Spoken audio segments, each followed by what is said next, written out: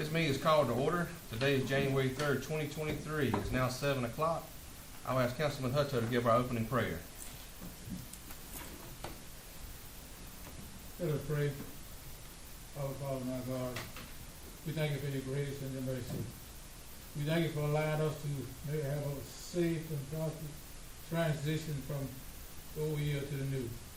Lord, we ask that you continue to be with us as we seek to do that which is assigned our hand to do, that is the people's business, and do it in a manner that is to make you proud. Lord, we ask that you be in these proceedings this evening, that you guide our mind and guide our tongue, that we may do and say those things which are pleasing in your sight. And when we have done what you have assigned in our hands to do, we ask that you give us a safe passage back to our home. These are all the blessings we ask in the Son Jesus' name we pray. Amen. Amen. Join me in a salute to the flag. Pledge allegiance to the flag of the United States of America and to the republic for which it stands, one nation under God, indivisible, with liberty and justice for all.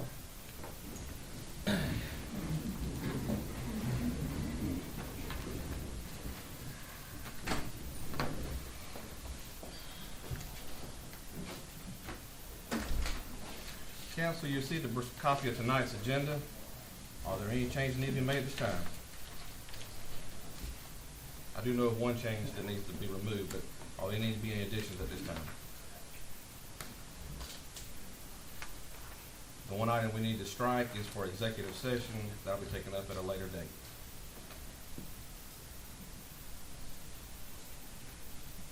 If there are no other additions or changes, need a motion to approve the agenda with the removal of item 9, the executive session, from tonight's agenda.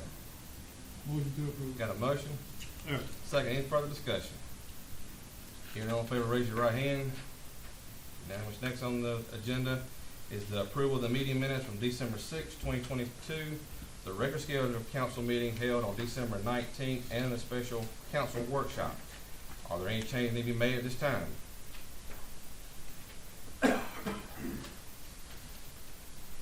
Here, none, need a motion to approve. Motion.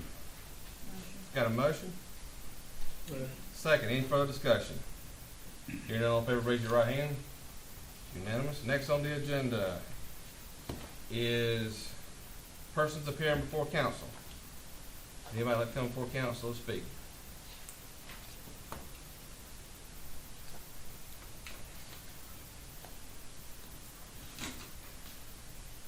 Anyone?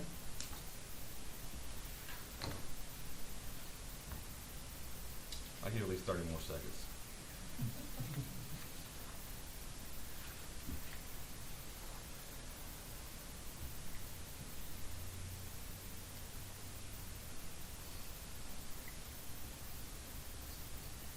All right. We will close that portion of our meeting. Next, we'll move to old business, the impact study preliminary review. And you got to bear with me 1 second on this. I see the gentleman's on here now. Council, you should have a copy of the impact study draft that was sent out last week. It should have been with your packet. Should be in a binder. Carson, can you hear me? And Don, I need your Oh, I can't hear you. Hold on 1 second. There you go. I can hear you now. Jesse, you may have to click on it and hit the troubleshoot button on the volume and give them come through over. You might come here and show what you're talking about just for sake of time. Give me 1 second here, Mr. Carson. I'm going to get you projected on our screen here. Give me 1 second. Let me just take do what you need on that right there. Come in, Max.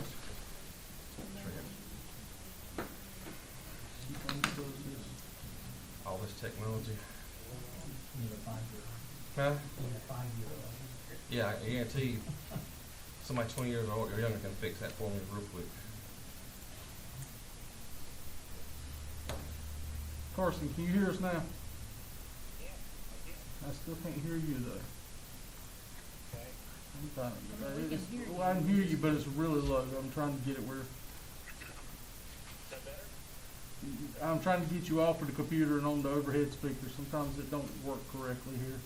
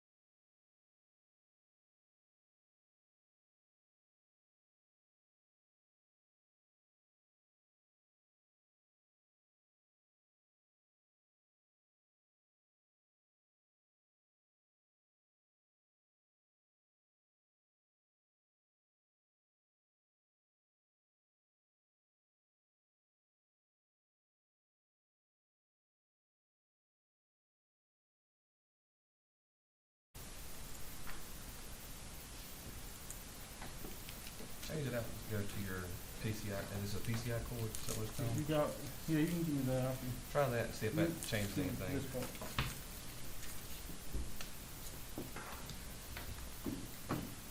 So, yeah. There's some more if you need it.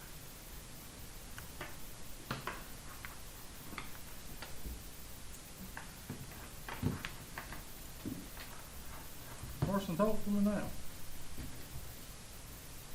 Turn that. Yeah, you can't hear it at all now.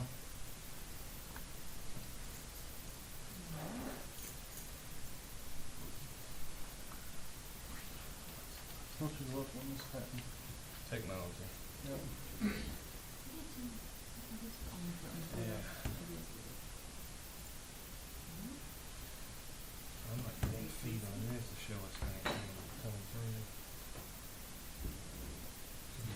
Well, first, if you try and plug this, Probably just take this out. I mean, you know, put it back in some conflict fixes it too. okay.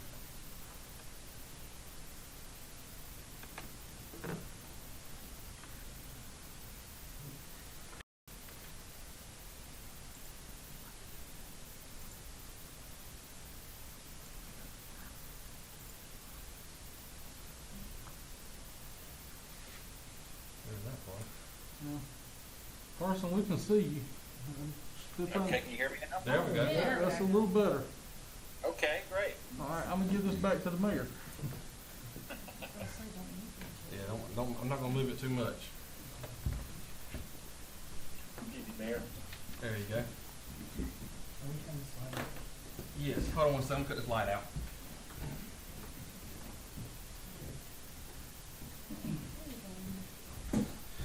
And I'm gonna change you over, I don't need to see me on the screen, so Okay. I'll let you, you just take over and do what you need to with, Okay, so you want me to share screen? yes, please.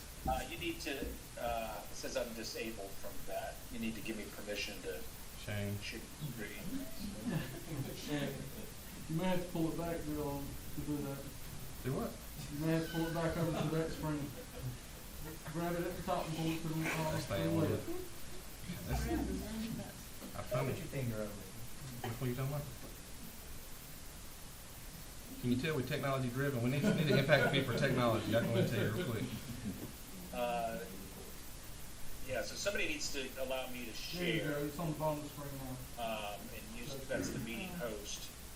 I can't, it's not allowing me to go over that one screen, Shane. I don't know if you've got it Let me see you. The hidden. one where you Let me are? see the mouse, cause you're over there on, What you saying? let me see your mouse.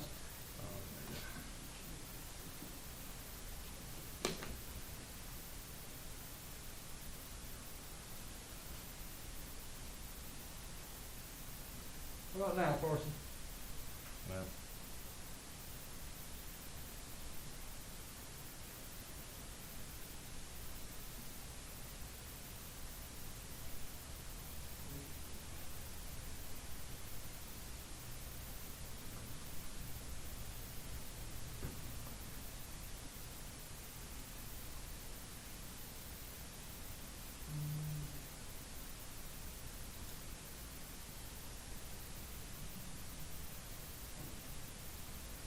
I'm gonna take this picture off of there.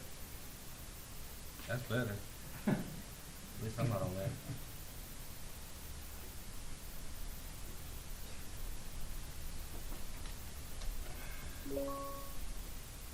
Okay, I can share my screen now, it looks like. Okay. Very good. Thank you.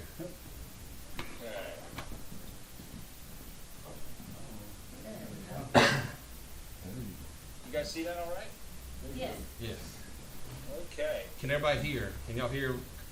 You might have to move a little closer. That's all we got. I'm gonna put it up there so it can. No, that's the feed.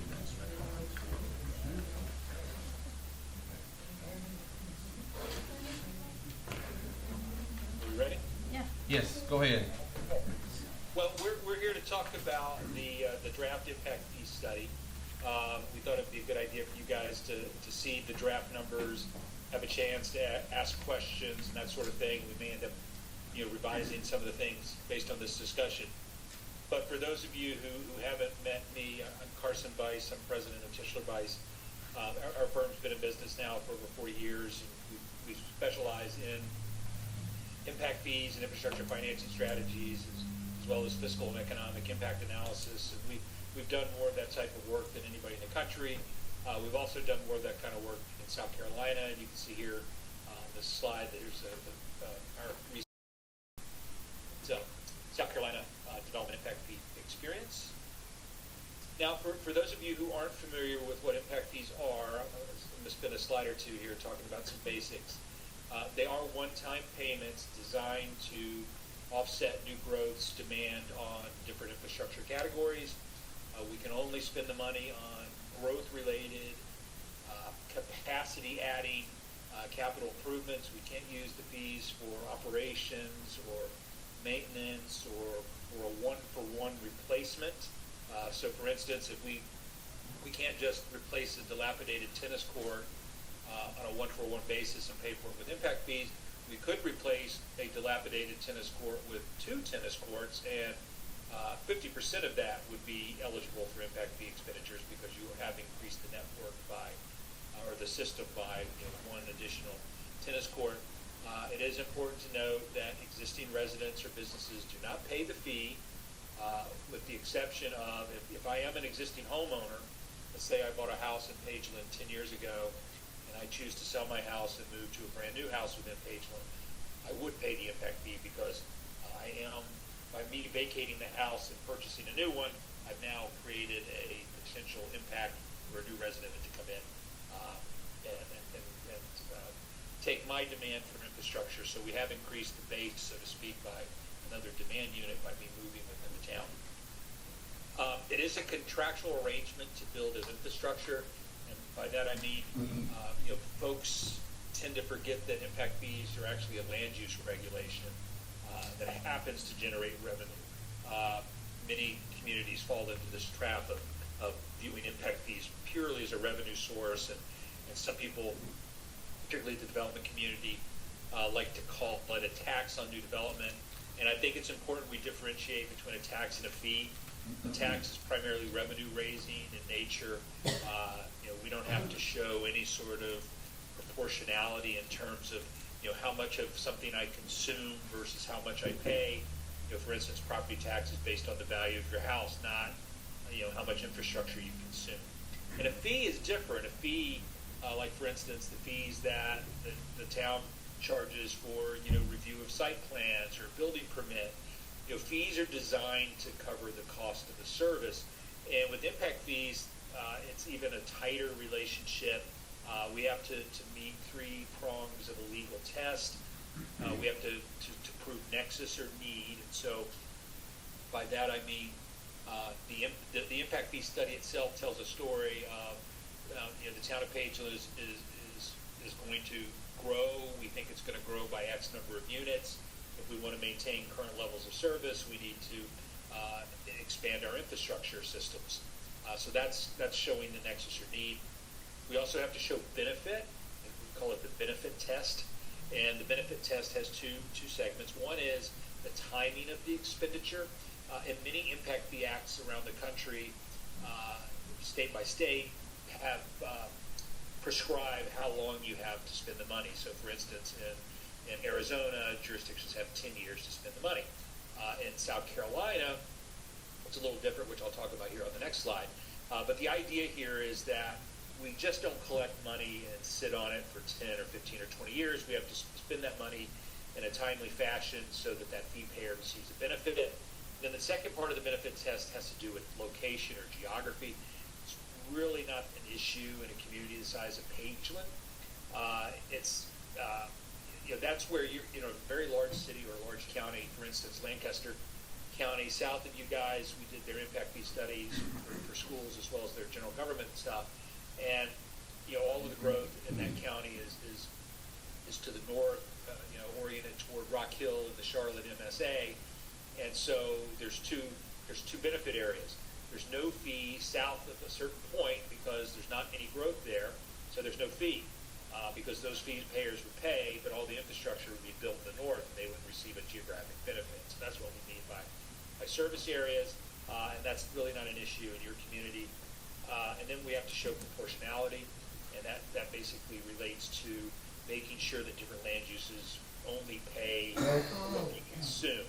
And so that's why we just don't have a residential fee versus a non-residential fee. We have to differentiate between single-family units versus multifamily units, because single-family typically have more people in each unit, so they consume more infrastructure. And then from a non-residential perspective, we typically break it out at a minimum between retail versus office versus industrial uses, because each of those types of land uses have different demand indicators, whether it's employees or average daily vehicle trips, et cetera. Now, I mentioned state impact fee acts. South Carolina is one of 29 states now that have an impact fee act. There's a few things in here that are different than other impact fee acts across the country. Like, for instance, I mentioned in Arizona, you have 10 years to spend the money. In South Carolina, you have to spend the money within 3 years of the scheduled date of construction in the CIP. So some people we work with in South Carolina are confused about that. Pardon me. And they think it means that you have 3 years to spend the money from the day, for instance, I pay an impact fee tomorrow. They think that the town would have to spend my money within 3 years. No. What that means is if the town says, hey, we're going to build a new police station in year 2028, we have to spend the money for the police station by 2031. So we have to spend it within 3 years of the scheduled date of construction. We have to publish an annual report. That's not unusual. Every state requires that. And that could be as simple as a one-pager that says, hey, the police impact fee fund took in $250,000 this year. We expended $100,000, and then here's our balance for it. You have to review the study and update every 5 years, which most communities that are growing do that anyway. The 5 years sort of follows the horizon of your capital improvement plan. Any updates to the fee require a new study. Although you could peg in the ordinance, you could peg the fees to some inflationary factor like the annual cost increases in the engineering news and record publication, which would allow you to keep pace with current construction costs. And then there's a unique section of the Act. It's the only act in the country that has this. It says that you have to conduct an analysis of the effect of the impact fees on the availability of affordable housing. But there's lots of problems with this provision. One, it doesn't define what affordable housing is. It doesn't prescribe a method for doing this. It doesn't prescribe any remedies. Or think that it does have an adverse effect on affordable housing. It doesn't prescribe that you reduce the fee to a certain standard. It doesn't give you any sort of tricks in terms of what percentage of household income is sort of the threshold for affordability in terms of what percentage of your household income you're spending on housing-related costs. And so there's a lot of ambiguousness about this section of the statute. So I mentioned that we have to show nexus, and so one of the things we did as part of the study was look at growth projections for the town, and this is based on detailed discussions with Shane and his staff. And so we're projecting over the next 10 years, and I think this is a rather conservative projection, an increase of about 2,610 housing units over 10 years, about 1,050 housing units. That results in a population increase of about 2,600 new residents within the town, and that's an average of about 260 units per year, with the majority of those being single-family in nature. Now, from a non-residential perspective, we are projecting an increase of about 630,000 additional square feet of non-residential development, with most of that being in the commercial / retail sector, and that generates an increase of about 1,380 additional jobs within the town. Now, in terms of the impact categories that we looked at, it was parks and recreation, police, fire, as well as the water and wastewater utilities. I'm going to walk you through some tables here for each of the fee studies. This is the approach we use is what we call a consumption-based approach, which takes a look at your current levels of service. So in other words, what we do is we look at, in this case, how many parks the town has. So you have 3 parks that total 24 acres. We look at, well, what does it cost on average to buy an acre of land to develop parks? And we compare that to your existing residential population. So your level of service is what it is, so to speak. It's not a qualitative assessment of, is this level of service adequate, or does it meet our goal? It is what it is. So the reason I say that is we work with a lot of larger cities and counties that may have a park master plan that says, hey, our goal or our adopted level of service is 5 acres of parkland per 1,000 people. But if you look at their existing inventory of facilities, they may only be at 3 acres per 1,000. So from an impact fee perspective, we can't use impact fees to correct existing deficiencies. And so we have to base the fee on your existing levels of service. So that's exactly what this method does here. So when we compare your estimated population in 2022, we get basically almost 0.099 acres per person. And so when we multiply that level of service standard by the estimated cost per acre, we get that cost per person of $296.82. We also do the same sort of analysis here with your amenities or improvements that we have on these different parks. And so you can see here we've got 14 amenities, and we estimate what the replacement cost of that would be in today's dollars, which is a weighted average of about $110,000 per improvement. So we look at that and compare it to your existing population base to get that cost per person of $627.04. So what does that mean, since we're not basing this on a master plan? And what I mean by that is, we're not taking a CIP and saying, hey, the town is going to build parks A, B, C, and D over the next 10 years, and this is how many acres they are, and this is how much it's going to cost. What we're doing is we're saying, hey, this is the level of service standard. We're going to apply that to the projection of population. And so when we do that, it generates a need, if these projections hold true, that the town would have to build or procure about 26 acres of additional parkland. Now, that doesn't mean that the town can't procure 50 acres of parkland. It just means that the impact fees are only going to cover half of it. And that estimated cost is $774,000. We do the same thing for the amenities or improvements, and we generate the need for about 15 additional amenities at a cost of about $1.6 million over the 10 years. So we take those levels of service standards or cost factors that we talked about that are shown here at the top of this table, and then we compare those to the average number of people per housing unit based on the census data for the town. And so we get a proposed maximum supportable fee of $2,550 for a single family unit compared to $1,478 for a multifamily unit. So we also do a cash flow. So we show, when we compare those impact fees to the projected number of units, plus the projected expenditures we showed you 2 slides ago, you see there that expenditures equal revenue because of that consumption-based approach we use. So this makes you impervious to changes in the market. So for instance, if we go into a deep recession, you're not on the hook to build, let's say, a $10 million park plan like you would be under a plan-based approach. You're just on the hook to basically spend to the amount of money you collected. So if growth is faster, it's going to generate more money, but you've got more money to spend to provide more infrastructure. If growth is slower, you don't have to build as much. You only have to spend to the amount that you collected, if that makes sense.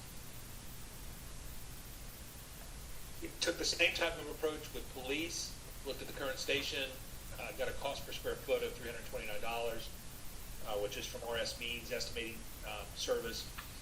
And we compare this to not only residential development, but also non-residential development based on proportionate share factors, which we derived using this measurement called functional population, which is a measurement of in-commuting and out-commuting within the town, and apportions demand that way.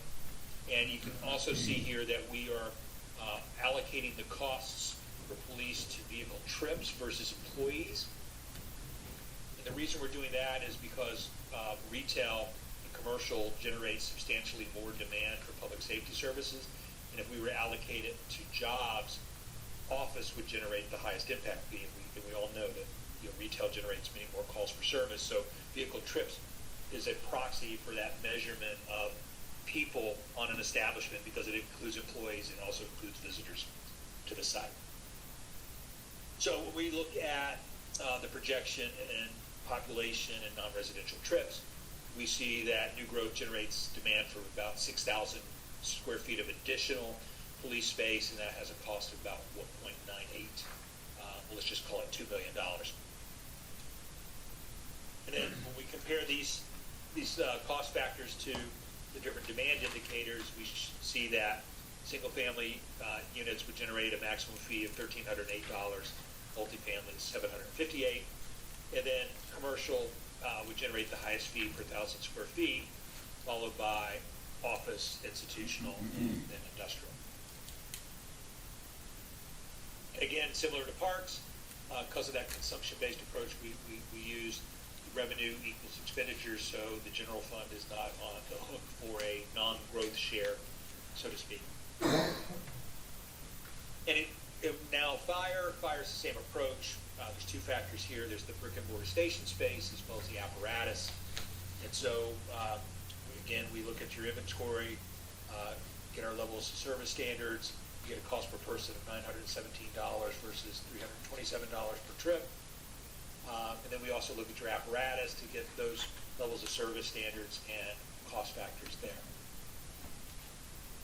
So the 10-year projected demand for fire is about 13,000, almost 900 square feet, which has a cost of about $3.8 million. And then the apparatus, the town would need to purchase 5 additional pieces of apparatus at a cost of about $2.9 million over 10 years. And this shows the draft maximum supportable fees. It would be $4,459 for a single-family unit versus $2,585 for multifamily. The commercial fee is really high, $7,058 per 1,000 square feet, followed by office, institutional, and industrial uses. And projected revenue equals expenditures because of the consumption-based approach that we used. Now, moving on to water, utilities are a little different when we're not using the consumption-based approach there. And the first thing we do is we look at what is the water usage by account type. So this shows that what your annual consumption is between residential and commercial accounts to get those average daily use factors you see there of 228 gallons per residential connection and 833 gallons per non-residential connection. So there's a plan-based approach used here. There's a new 12-inch water line extension proposed of $2 million. We look at total capacity.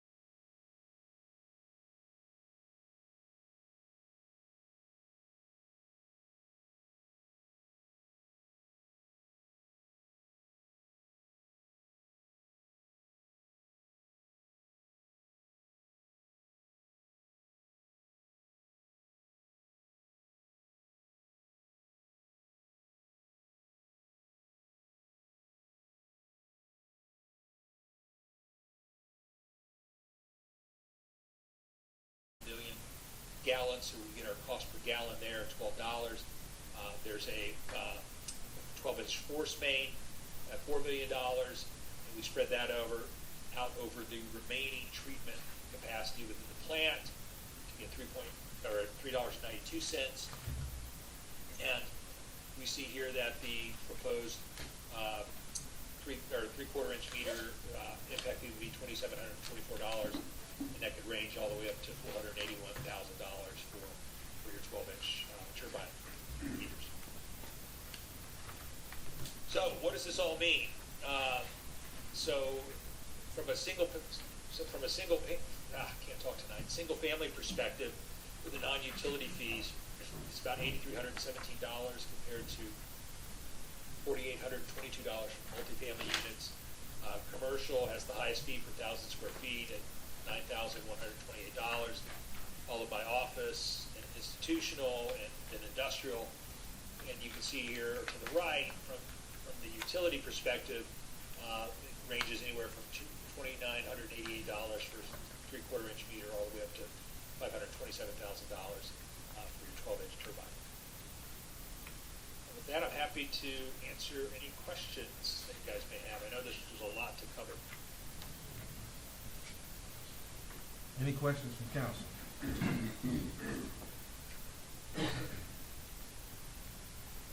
Mr. Slide? I had one observation I asked Carson about the other day when I sent it to me, just to clarify, on the water and sewer, that is, that amount is on top of the tap fees.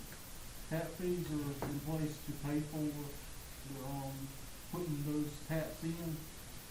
These fees are on top of that to be able to provide you capacity. That covers our direct labor costs associated with tap fees, correct? Right. Okay.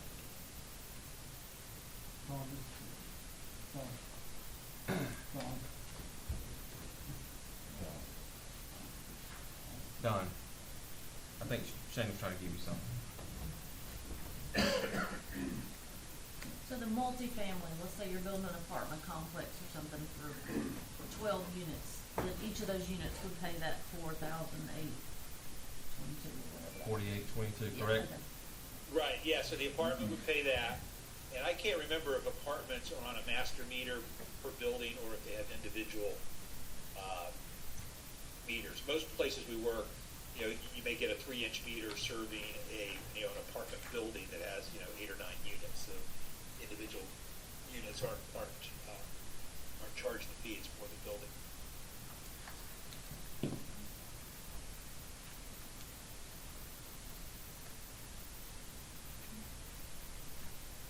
That's just for the water. So they would still pay the $4,822 per unit, but the water and the wastewater may be shared. Is that what you're saying? Yeah, I mean, Okay. Shane probably has a better handle on that.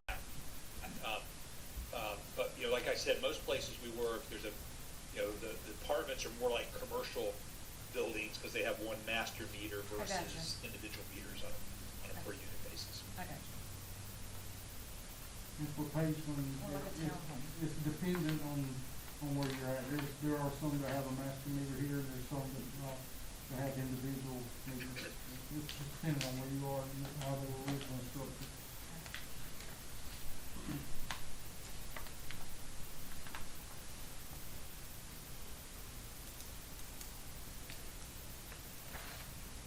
I know during your presentation you said that the population estimates that you had were very, I think you characterized them as being conservative.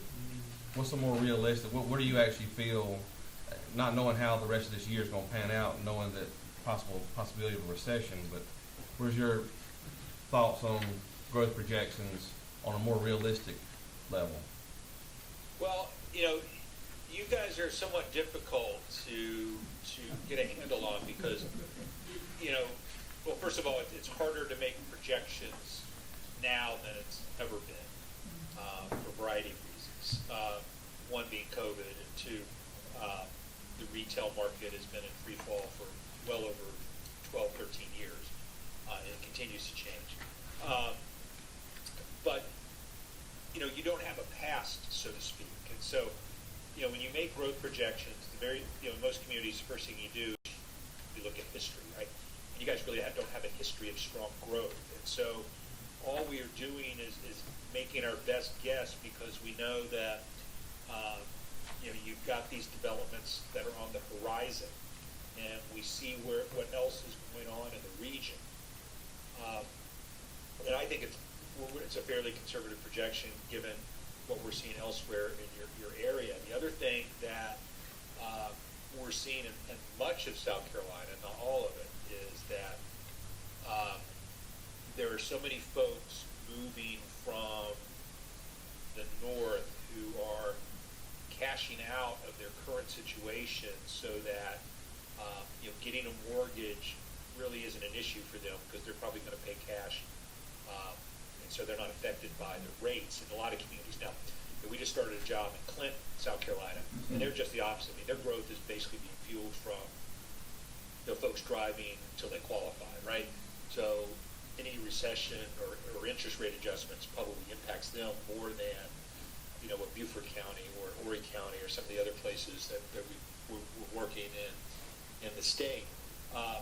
So I don't know if that's a good answer, but it's based on what we know, the interest that you've gotten, according to Shane and others, and our gut instincts from a market perspective, because we do a lot of market analysis around the country.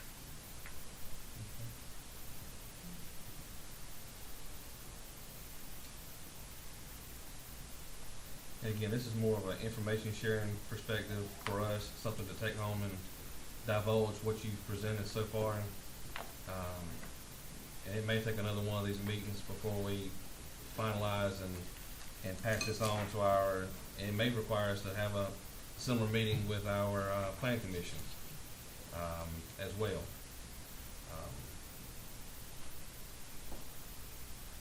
I'll ask anybody from the public who is here, any questions that you have.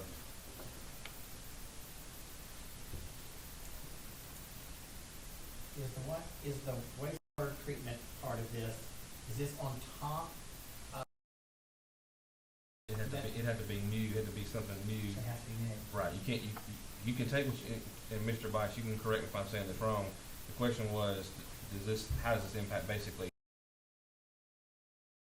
our current situation with our wastewater plant? We just spent about $20 million on any money we use of this funds from the impact fee will have to go toward new or expansion.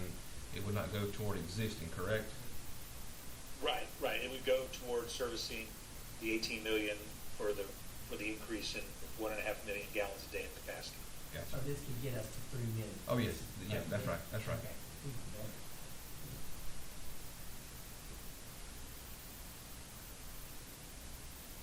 Are there other questions?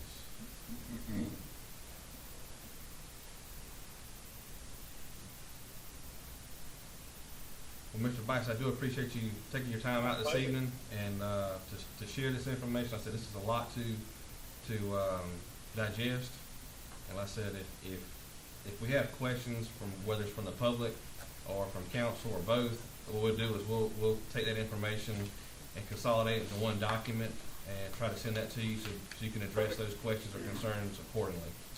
Sounds good. All right. Well, I do appreciate your help and your time. I hope you have a wonderful My evening. pleasure. Yep. Take care. Thank you. Bye.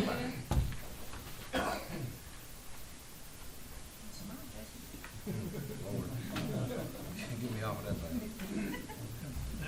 There we go. I'm gonna see if I can close this other thing out here.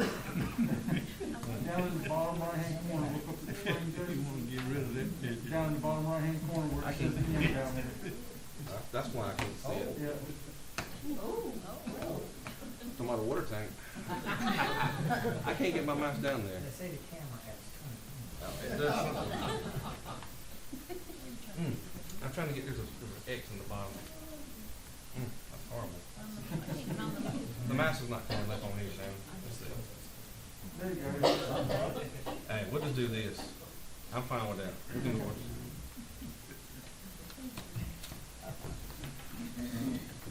Okay, we've already moved past the impact.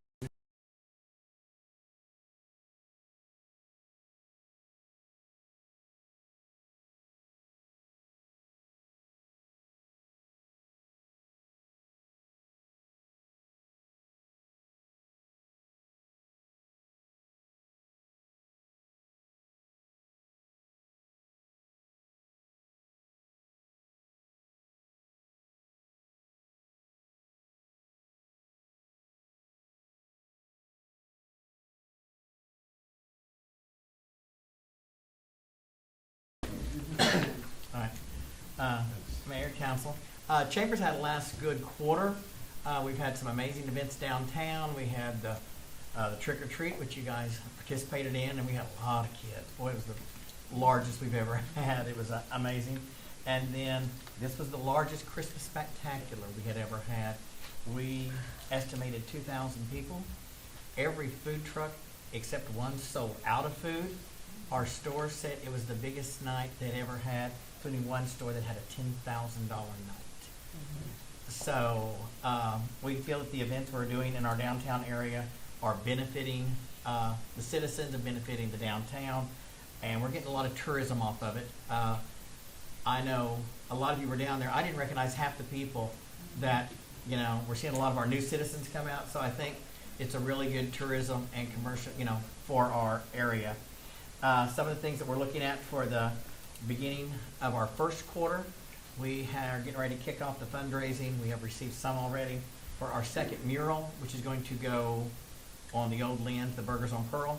We are going to be getting ready to start the fundraising on that. We got a pretty good push from Sand Hill. We are $300 away, unless the price has gone up on the money for our bench. So I'm hoping the price. I'm within $300 of my. Oh, okay. So, I thought you said $300. yeah, we're within that. As long as the price hasn't gone up, we only need to raise about another $300 for a commemorative bench that explains that it is our centennial clock with the Chambers logo and the Garden Club's logo and the town's logo on there as the original part of the clock, and explain that it was the centennial clock. We would like to propose to the town, and I can come meet with you guys on it, and we'll have it for you to put on the agenda. We would like to bring music to the parks. A lot of towns are doing it for the months of April, May, and June. We would like to propose co-sponsoring it with the town, split the cost, and that would be to, I don't think we need a stage. We won't need the full stage because we do have the gazebo and we can put the band in there. But we'd like to propose having an event in our downtown on like the third Saturday or second Saturday type situation, to have an event in the downtown area in Moore Park in the months of April, May, and June leading up to the festival. And we would like to work out a budget, if we can have a band at $1,500 type situation, the chamber cover half, the town cover half, and it be a joint town of Pageland Chamber event. It'd both be billed as both of us being the sponsors of it, and then bring in food trucks and try to, do something monthly in our downtown area. But our chamber dinner is going to be the second Saturday of February, and we will get the paperwork filled out. Our theme this year is Boots, Beer, and Barbecue. We're going to do a country theme with country music. And just like last year, we will have beer and wine. We're going to have barbecue and give out our annual awards. So that's really where we're at. I want to thank you guys for being supportive, really supportive the past year of the chamber. I think we've seen and done great things in our town, and I think working together we're going to be able to see even more great events. I did meet with Walmart. We are going to get a VAT program to, I think they said up to $10,000 to redo the gazebo in Moore Park. That includes labor and supplies. They would like to make sure all the roofing is done. They'd like to pressure wash inside and outside, repair any damages currently, and repaint from top to bottom the gazebo, and work with the garden club to possibly do new landscaping around it. I know we have a major park situation coming up, but this is something that we can do temporarily and get the gazebo back to its original look. And we have some missing siding. Shane and I had to have a section of the railing put in storage because there was an entire railing section broke off this year. So yeah, it's completely gone. So we want to get that repaired, and Walmart is stepping up to send us 20 volunteers, buy all the supplies, and do the work for us. So I'll get with Stuart and Shane and come up with a plan on what needs to be done with that. But I do need approval from the town to go ahead and work with Walmart to fill out the paperwork for the VAT program because it's on town property. Last year we did private property. We painted buildings with Walmart, but since this one's gonna be on the town property, I will have to have a letter from the town that they, approve that we do the repairs to the gazebo through this back program. I have a question, and I'm just putting it out there, it just popped into my head, but I know like every year we go and staple lights to the thing, so this year was green. Yep. Is there, can you check into the cost of putting like LED lights where you could just change the colors? We to have match actually events? looked at that. We have called 1000 Bulb, the company, and we can get that. We just don't know how well it's gonna stay on there. Yeah. We have looked at having permanent wiring put on, and then if we wanna change the color of the bulbs, we can.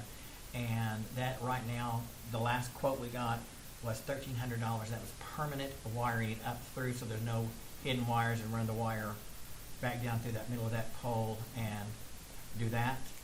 We could Just a probably, thought. yeah, I'd love that. I mean, there is a company that does the light changing. Billy Hogg just had it completely put around That's his what I was house. thinking it on his And house. we can check into that. I'm afraid of what that was gonna be Yeah, cost. it may be, I mean, it's $1,200 just to have permanent wiring, and they would put it in conduit and the whole 9 yards. So, and that is an option we're trying to look at before the festival. But we do want to get the gazebo repaired and freshened up. They said they could start that in February, so. Yeah, some of those lights, LED lights, you can adjust the Kelvin on them, go from bright white to Oh, sun, yeah. adjust Yeah. color. I just thought You can instead get a of- lot of different. And I would love that. And we will, tell you what, I will get a quote on the price for that, and then I'll come back, and, 'cause I think that qualifies for hospitality funds. So, I will bring that back to you. even if it has to go on a future list. Yes, I'm good at future, but, careful there, Jason. Give me six. Is there anything, but like I said, I do wanna thank you guys. We have, I think in the last year, the chamber and the town has worked remarkably well branding our town and getting a lot of things going for our downtown. And we look forward to another successful year. Any questions, comments? All right. Thank you for your help. Thank you, Mary. Thank you. And that was February 11th for the chamber thing, right? Yes. Chamber meal, okay.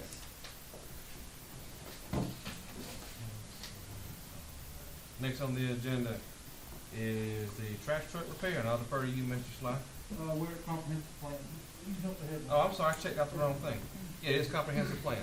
So I'm gonna bring my microphone back to my desk. Oh, I'm sorry.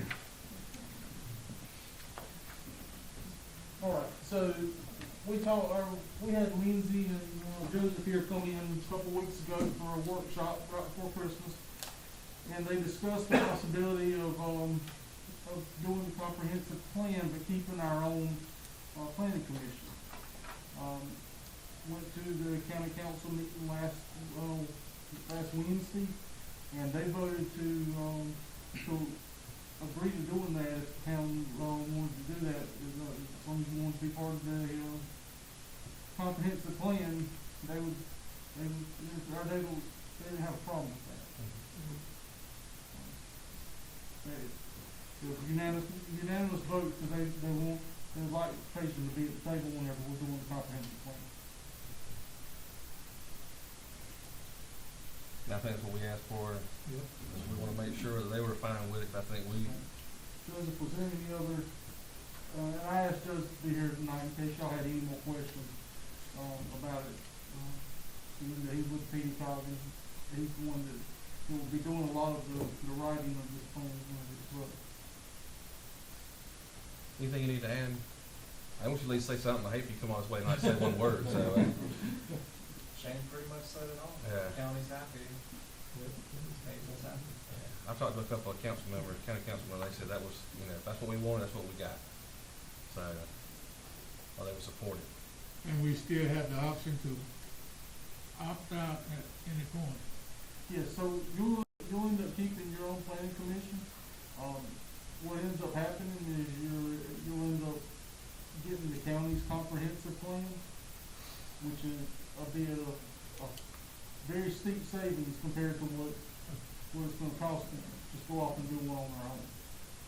So at that point, it's almost a no-brainer, once one's done and we put in our money, our $10,000 and develop it just to stay with theirs at least until it's time for us to re-up ours unless something's just crazy off on it.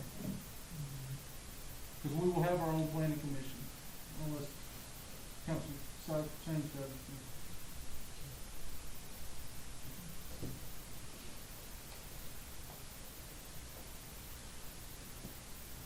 Any questions, comments from council? I just think one thing to point out, and I talked with another council member about this, was that, you know, we're participating with the county and they'll have access to our data, which they could use for promoting our county. But, I mean, it would be public data they're getting anyway, so just wanted to point out that they would be able to use, you know, specific Pageland data if they wanted to market or, you know, whatever. Any other questions, comments from council? Hearing none, need a motion to approve the participation with the county on a comprehensive plan that allows the town of Pageland to retain its current planning commission as we currently structure. One quick question, Joseph, that also, was that to include us to have a member that was non-voting? A delegate. A delegate? Yeah, That includes for the town to have a delegate, a non-voting delegate. gotcha.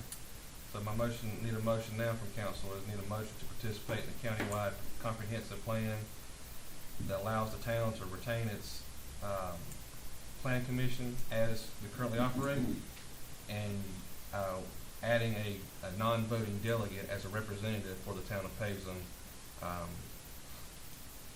for the countywide comprehensive meetings. So I need a motion for that.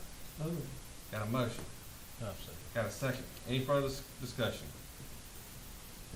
Hearing none, all in favor, raise your right hand. It's unanimous. Excuse me. Next on the agenda now is the trash truck repair. Mr. Slide. All right, Stuart, I'm gonna refer to you, have you had a chance to check your mail? Okay, so I made sure all of you knew it, just to tell you, we were down to one good trash truck and one mediocre trash truck, and the other one that was fairly good is in the shop and needs the motor rebuilt. The cost of rebuilding the motor is $17,600.32. It's already at Crook's Motor. That's who we normally deal with on doing the repairs. We did not take it to anybody else to get quotes, or we haven't been able to get additional quotes as of yet. But I'm asking council if we can go ahead since it's already there. By the time we pay, additional toll fees for it to go somewhere else, it's probably gonna cost us more. And Crook has been the one who we have a standing relationship with on our equipment. They most of the time whenever it tears up, we toll them the Crooks already. Gotcha. About how long is it gonna take, Shane? He said a couple weeks. So time is the essence too. Barring parts. Yeah. Well, if there are any questions or comments from council, I should ask.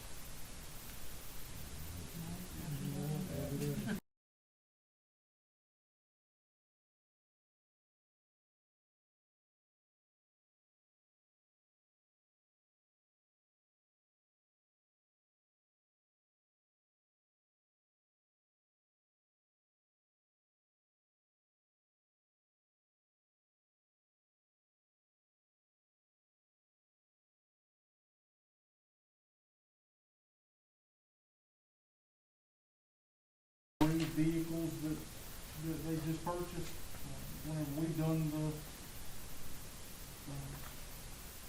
the budget amendment, I honestly did not include outfitting as well. We'll call it a rookie mistake on my part. But needless to say, to outfit them, being that this is all inclusive, you know. I think that, yeah, that would be per three, I mean, each one, that price of each vehicle, Okay. but that should be everything. to outfit all three vehicles, because it's got quantity of three on everything.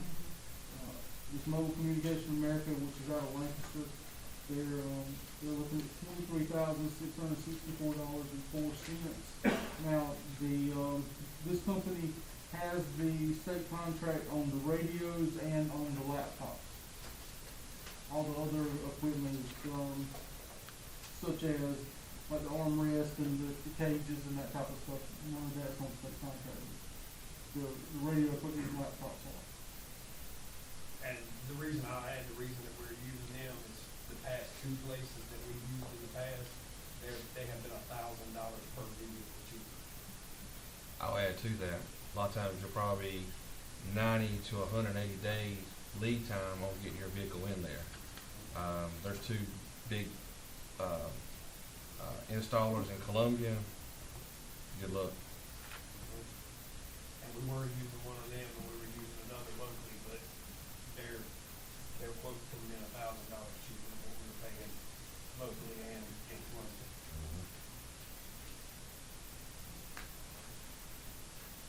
And that price includes what? It includes all the radio equipment? It includes the radio equipment, computer stand, lights, 360 to be compliant with the law, the cages inside the vehicle to protect the officers, the console that it's got to go in it, the siren box, the box that operates, pretty much everything. That Okay. totally decks the vehicle out of everything. Those vehicles do look good. I saw them with the graphics on them, now it looked real good. How much was it? 23,664. Yeah. Yeah, I think it comes out to like 76, 61 per vehicle. And the way some of these most of what the state contracts are convenience contracts, and they try to hit about 80% of what your agency needs. The other 20, they can't cover everything. So, but the state puts out a lot of state contracts to make they compete these things on a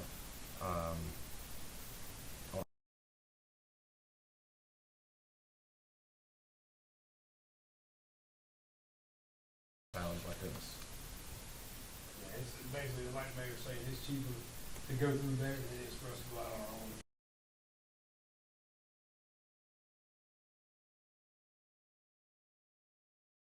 Comments from council? If not, I need a motion to approve the police vehicle equipment to MCA in the amount of $23,664.04. Got a motion? Got a second? Mr. Hancock, any further discussion? Hearing all in favor, raise your right hand. And what's next on the agenda is the police employee invoice. This is from the city of Lancaster.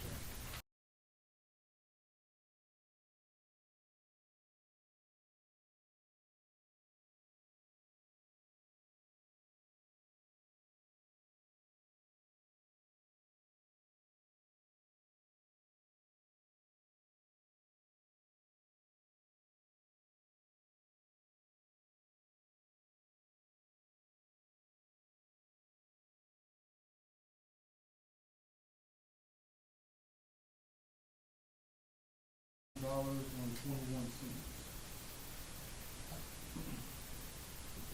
We pay that to the state or to, No, we have to pay it back to Lancaster, where they, is the money that they put forth to train her to be a law enforcement officer.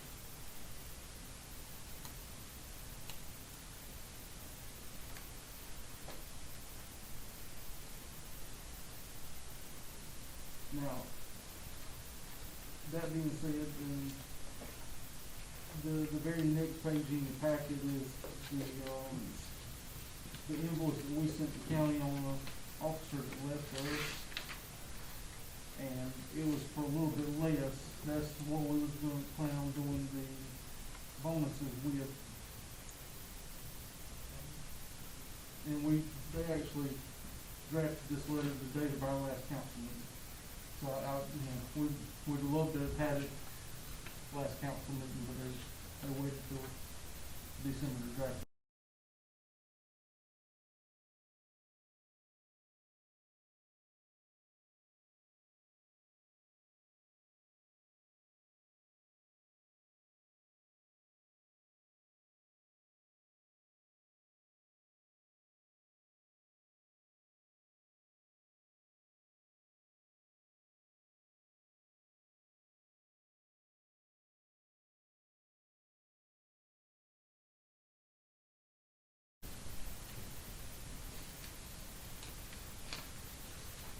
guess it becomes a situation to comply with law, we've got to pay this invoice, it's not whether we want to or not. And y'all have already sent the invoice off to Chesterfield County? Yes, we've already received the one from Chesterfield County. Okay.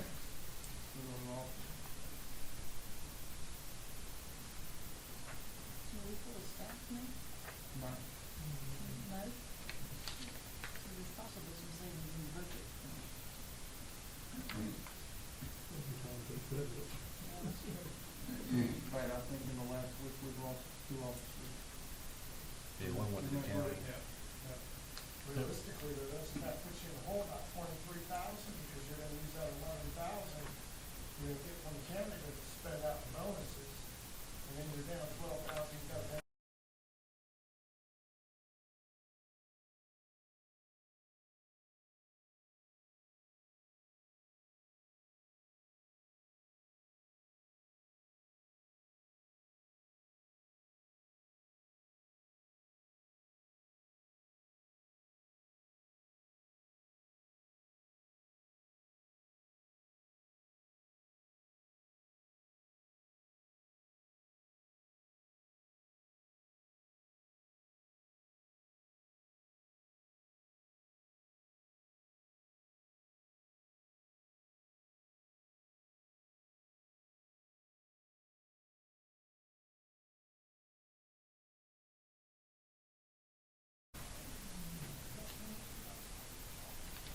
Still puts us in the hole for, I guess, council, my thoughts are that we continue, just hold off on the bonus for now. We approve this for the employee invoice until we discover, Where the bonus is gonna be paid. there's gonna be over a period of years, I think it was 3 years where they were talking about doing the bonuses, correct? Right. So.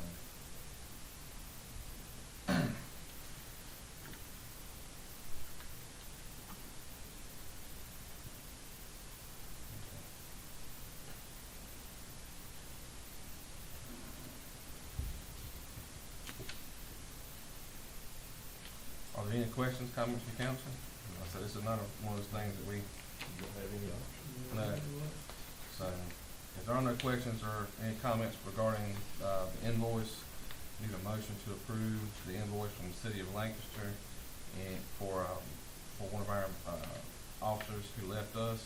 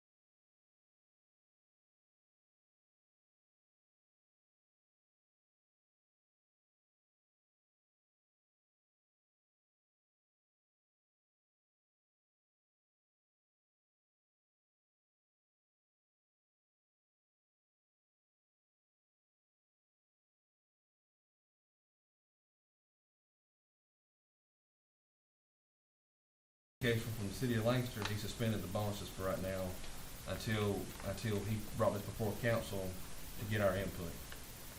So, I'm of the opinion that we continue right now with the suspension of the bonuses right now and utilize the funds that we got for Laughlin in the amount of $9,433.47 to go toward this $12,490.21. That's what I suggest. Good, that's logical. So, all right. With that being The Yes, ma'am. remainder of it come out of non-departmental, out of contingency, contingency. Yeah, that's fine. I guess the remainder of it will be determined, I don't say be determined by the town administrator. So, one more time, any questions, comments? Make sure we get it right. All right, with that being said, need a motion to approve the invoice submitted by the city of Lancaster, in the amount of $12,490.21 for Desiree 3. Funds to cover that will partially come from, the funds we received from Chesterfield County Sheriff's Office for Officer Killian Laughlin in the amount of $9,433.47, and the remainder of the funds will be determined by our town administrator out of police funds. Need a motion for that? Got a motion from Mr. Hutto, second Mr. Hancock. Any further discussion? Hearing none, all in favor, raise your right hand. Unanimous. Next on the agenda is the sidewalk planners. Mr. Slack. All right, the beautification committee has met twice now, and I forgot to put it on the agenda last month, so just put it on this month so I don't get fussed at. We put out, we put out a, survey to all the businesses through, email. We got 4 responses back. The beautification committee has decided, that they would like the town to proceed forward with pulling out the irrigation out of the sidewalk planters, and covering them with pavers, and then the garden club is gonna, purchase some big pot planters to put on those spots. Do we have an estimate how much the cost is gonna be for that? That's something we can just, Well, for the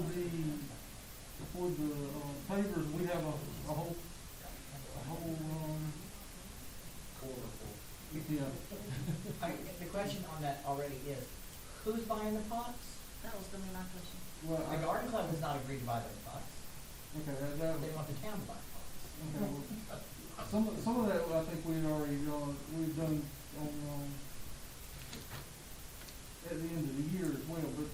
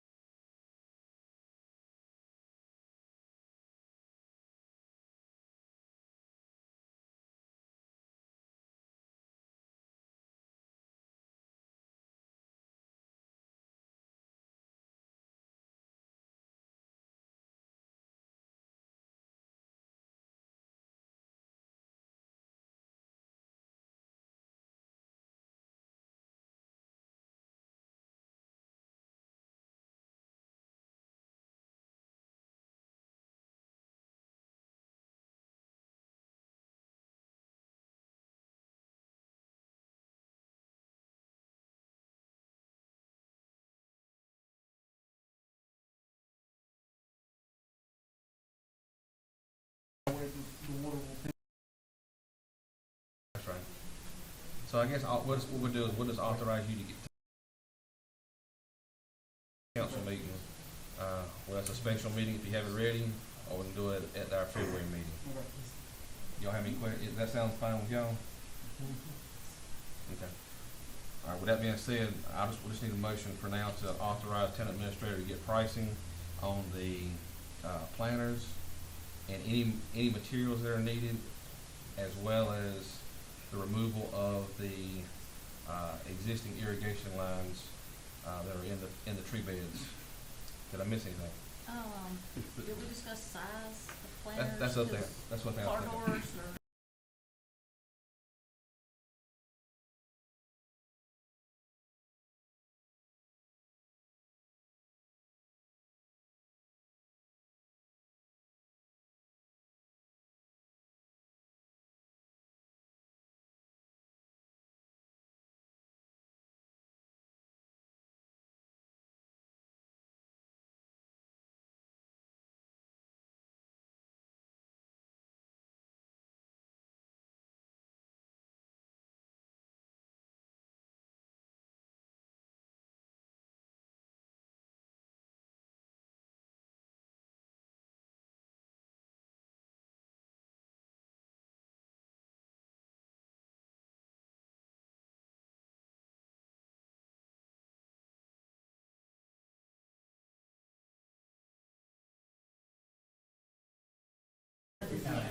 Might work and it might not.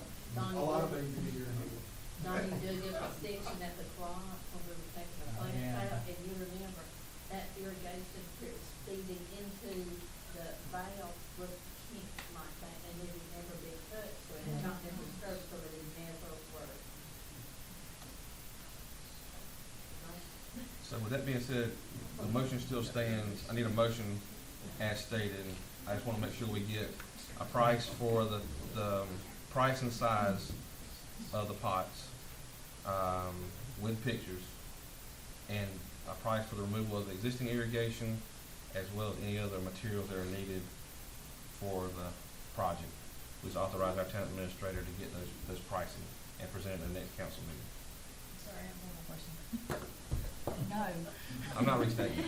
Are we doing every place, or is it just gonna be up The where? intersection? I guess No, we're I'm gonna, talking about everywhere there's a, Every tree was. where every tree, are we doing every one, or? I guess what we can do is get a price, a unit price for each. Okay. And so if we, you know, if it's gonna be a cost, No. Yeah, well, that's why I was trying to get input from the beautification committee. What's the plan? Our concern is, it's a bad tripping hazard, and there's always leaves and debris in those places. It's an accident waiting to happen then. And so, we were talking about covering those with the pavers, but putting the pots, you know, at intervals, sort of like we have them now, but make it consistent looking through town.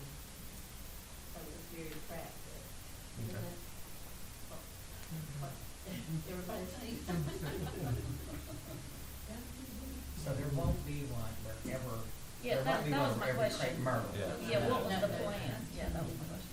And where the roses are at Maple Street, we did not want to remove those. The trees too, those trees are pretty good. Yeah, they are. So we didn't wanna mess with that. It's just the ones on the McGregor and Pearl, where they're a problem for customers getting in and out of cars and loading their mini purchases. That'll be one block each direction. Yes. okay. So, Done? so I'm not gonna restate the motion. The motion is not, I mean, the request for a motion is not changed. So, I see the motion for what I've already stated. Motion. Motion, see, she messed it up a while ago. So I got a motion, got a second from Mr. Hancock. Any further discussion? Hearing none, all in favor, raise your right hand. It's unanimous. Next on the agenda is the department head. Chief Short, you wanna start us?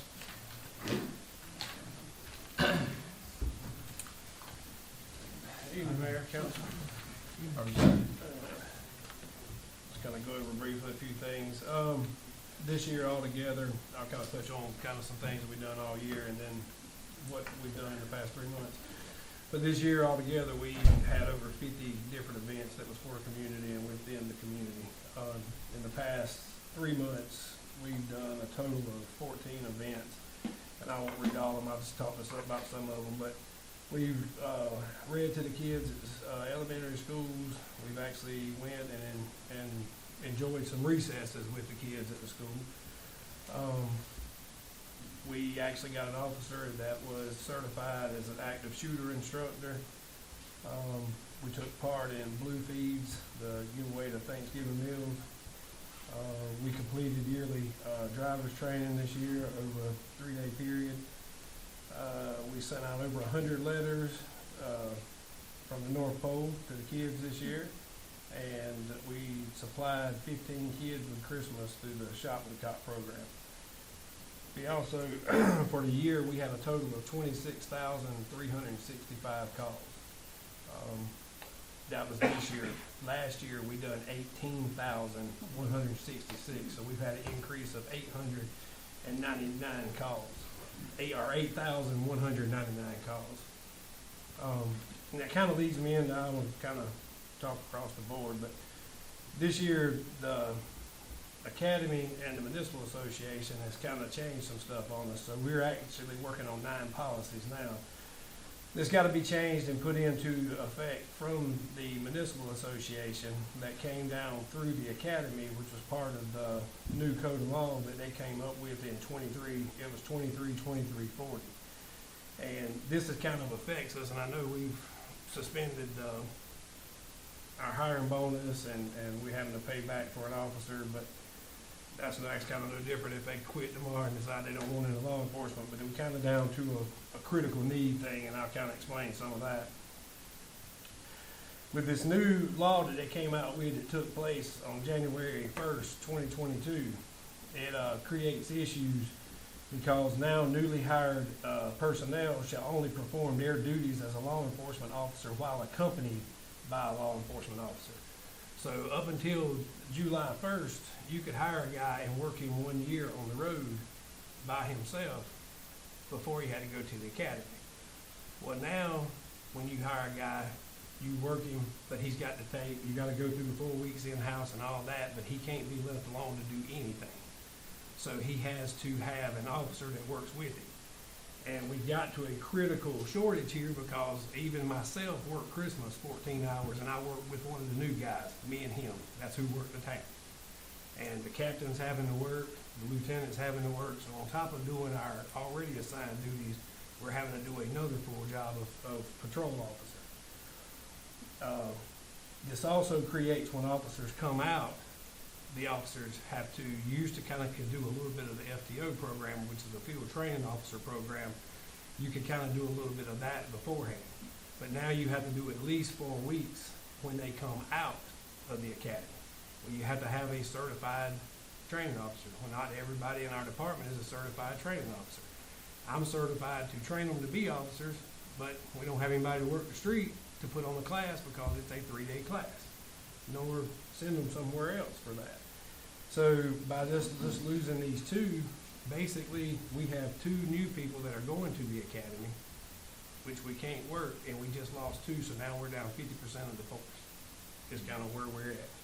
And over from last year to this year, our calls has increased 8,199. And just to tell you, just these past 3 months, what we've done, we've had 6,087 calls of service. We've had 185 incidents. We've done 76 arrests. We obtained 29 warrants.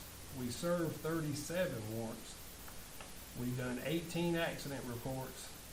We wrote 248 contact warnings. We wrote 448 traffic citations, completed 595 traffic stops. We've done 1 DUI. We made 25 drug arrests. And we completed 305 foot patrols, and we were called on by Chesterfield Sheriff's Office 25 times to go out and answer calls for them. So not along with them being short, we're short, but we're still called on by them for 25 times to do it. So I just think, sometimes it's rules and laws are changing that affects us, one, for being so small. But we have no leeway. So it's critical for us when we're running 2 people on the shift that if something happens, if we have to send one to the sheriff's office for a transport, that's 30 minutes down there. If it takes them 30 minutes for booking and processing and then 30 minutes back, we've got one officer covering the town for an hour and a half. If we have to have somebody that go to the hospital, when I worked Christmas with the new guy, we had one arrested that we were going to have to take to the hospital, but luckily we were able to get him released before we had to do that. Which again I was going to have to try to find somebody to come in somewhere because I couldn't leave the new guy, I couldn't send him, and I couldn't go. So that's kind of this new laws that's come in that affects all of the smaller departments, but especially if we don't have any breathing room. We have just enough manpower to cover what we got to cover, and sometimes not enough for that. So I think we gotta all get together somehow and try to put our heads together and figure out something for retention and something to get new officers. The 2 officers that we just lost, they go into different departments and they're gonna make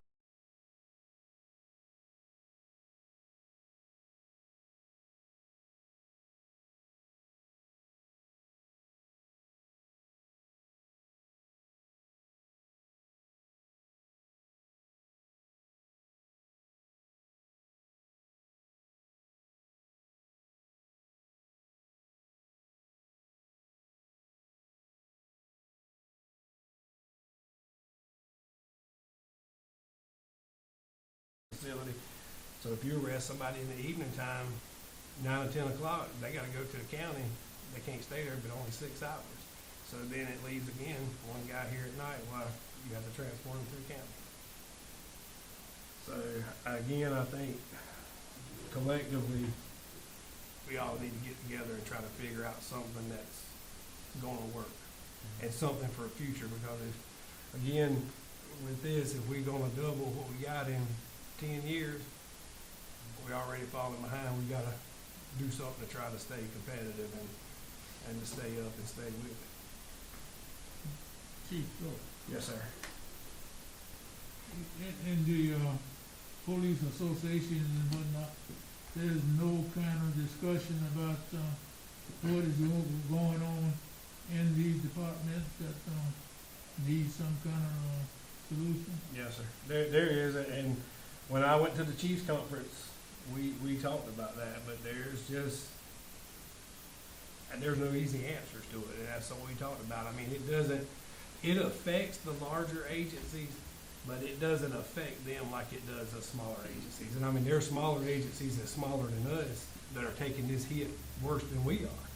So, you know, we're not taking it as hard as some others, but there are some others that has 3, 4, 5, the whole department.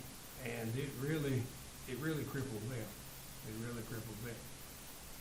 I think some of this that drives, I mean, not impacted this particular, we're talking about the 2340 South Carolina law.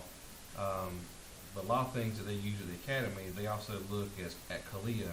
That's a national, that's a best practice standard that's the U.S. There's a governing board of CALEA, and they certify like Lancaster County, I think, is the city of Lancaster CALEA? They working on it still, but they SLED's certified under that, probation's under that. This CALEA is a body that the folks who are on the help me out, what's the name, with the academy in Columbia, that they look for best practices. And this is, I'm not saying this is one of those cases, but it's very possible this was driven by CALEA standards. It sounds well,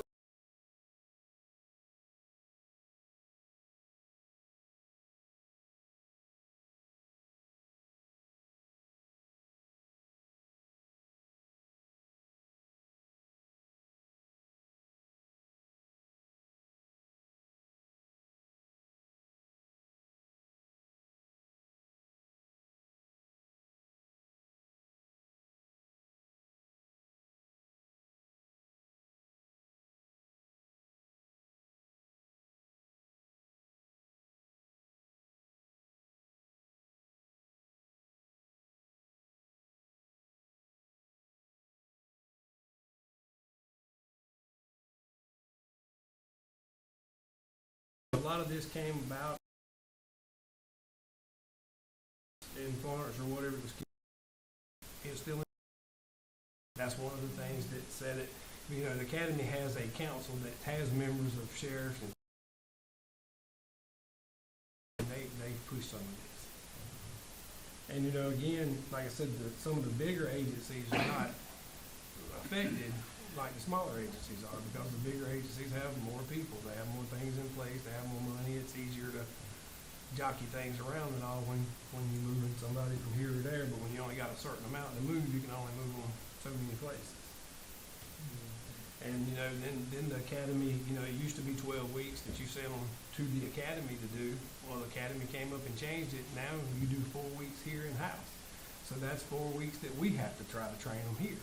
And then you send them to the academy now for 8 weeks. Well, we was sending them for 12 weeks and they done the whole thing. Now they rely on you to do 4 weeks of it. And that hurts smaller agencies like ourselves again. Because it's hard. One, you don't hire people at the same time, just like the 2 people that we've got in. We weren't able to hire them the same day, so this one's not in line with this one as far as taking his 4 weeks that he's got to take. So that puts twice as much pressure on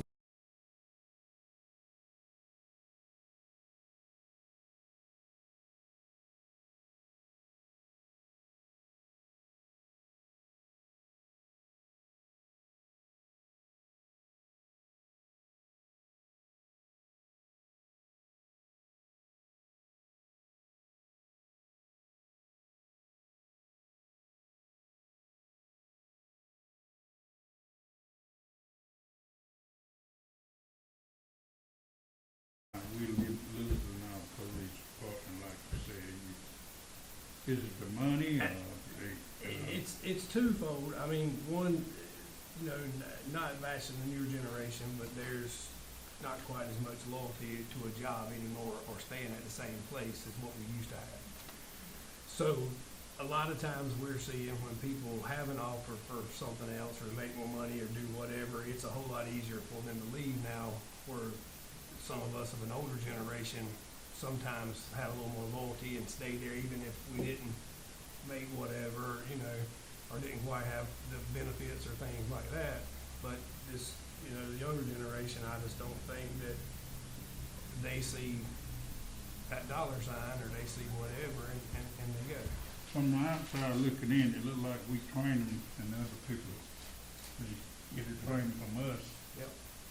And they go And to that other costs us, departments. yeah, that costs us. It's just And like, see, that hurts us. yeah. After we train them to get them up to go and work for us, and then in months, a year or two, they gone somewhere. Well, and it's the same way, just like we're talking about paying back. If we hire somebody and we train them and we keep them 2 years and they leave 2 years in one day, nobody pays us anything. So we've got 2 years out of work out of them, but it's cost us $15,000 to train them and keep them for 2 years. You know, like I said, if they leave within that first year, we'll get 100% of our money back, and if they leave within that second year, we get 50% of our money back. But I mean, again, I don't know where what all we're gonna have to look at, but I think there comes a point too to where you have to look at kind of what you pay them. Sometimes the just salaries and benefits, and I mean, I know we had a great discussion today, all the department heads, with Shane or whatever. We had a great discussion, you know, a really needed discussion about things like that. But I think there comes a point sometimes it's cheaper in the long run to pay more to keep and to build a better officer and to train an officer than to keep cycling through them, for a lack of better word. Well, you can't work a workhorse to death because, Well, I mean, we just had a the guy one that you worked. have work We just had a guy work 9 days time straight. and more time, and they gonna get tired and they gonna say, well, I can go somewhere else and work my regular time, make my same pay. Well, But when you gotta pull 2 shifts from one night, no sleep and all. and I got you officers go home, doing go to bed, before you get in bed, they call you, Yeah. come in and do another shift. That's overturn. And like I said, a person get worn out Well, like that. and I've got officers that See, what, And that gets into a safety issue again, the being tired or working and putting in a lot of hours and things like that, so. Like I said, it's definitely something I think that we need to all get together collectively and, you know, I mean, try to put all of our heads together yes. and try to figure out something. How many officers are you short right now? Right now, I'm short 2. 3, I'm sorry, 3. And I got 2 that haven't been in the academy, and I hate to say it this way, but basically I can't use them as police officers right now. So they don't fill any void that we need, so you might as well say we're 5 short. Because really it's kind of more of a burden. Somebody has to be with them. It's more of a burden because somebody has to be with them, somebody has to do, you have to do, you have to do, so. Yeah, that's just scary while all these places get sometimes. Yeah. Well, we appreciate all the work you do trying to keep it And- together. and I appreciate it. Like I said, It's that's- kind of hard to work with something and don't have the tools or the person to work with. I mean, Well, and like I said, that's why I think just collectively, if we can all get together, I mean, you know, because especially we're gonna have to address it. The growth coming, and there's just necessary things we're gonna have to address, and I think everybody getting together and, with the way the Let's have a town is discussion. growing, we're gonna have to do something. yes, sir. Because Well, look at the number of calls. Yeah. Yeah, How much I mean, we're that's, doing a year. I mean, you look at it again, I mean, just number wise, I mean, it almost doubled from last year. the way the town is growing Yeah. and all type of people coming in here. I mean, you know, growth is good and all, but, you know, again, you know, believe the amount of calls we already get from ambulance. I mean, that's something that we weren't used to doing, that we had to pick up, but I mean, you know, anytime you have growth, you have a need for that service, you know, you definitely have a need for that service. Exactly right. That's why you live in town, so you can have better service. That's exactly right. Yes. Exactly right.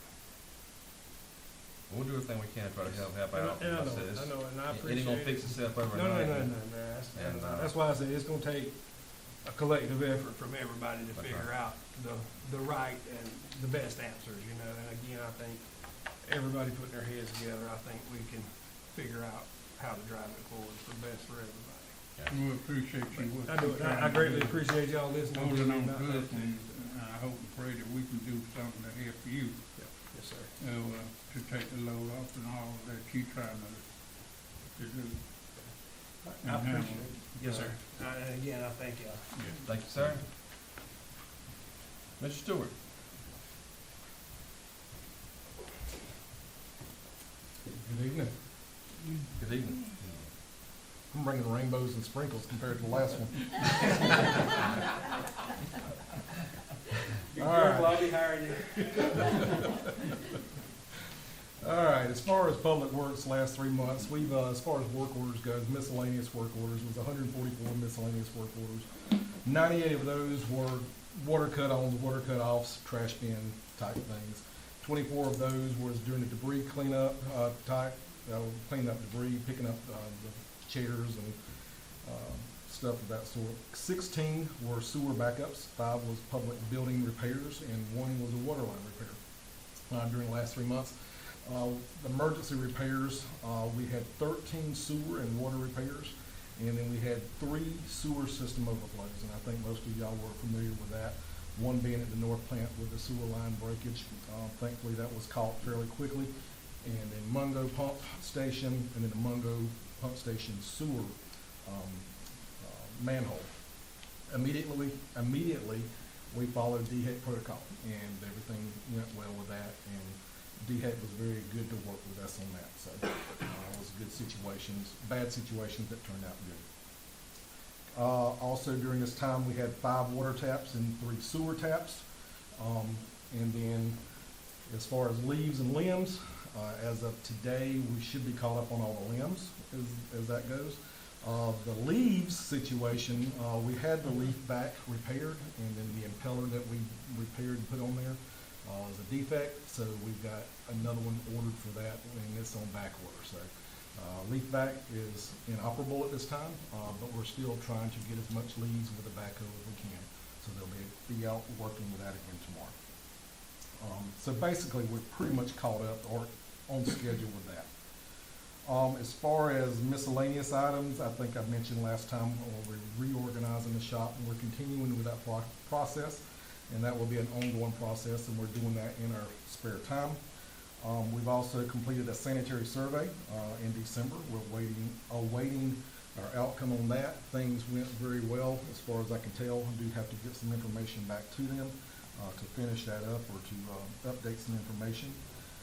We also had a water tower inspection for both of our water towers, and they inspected very well. No issues there.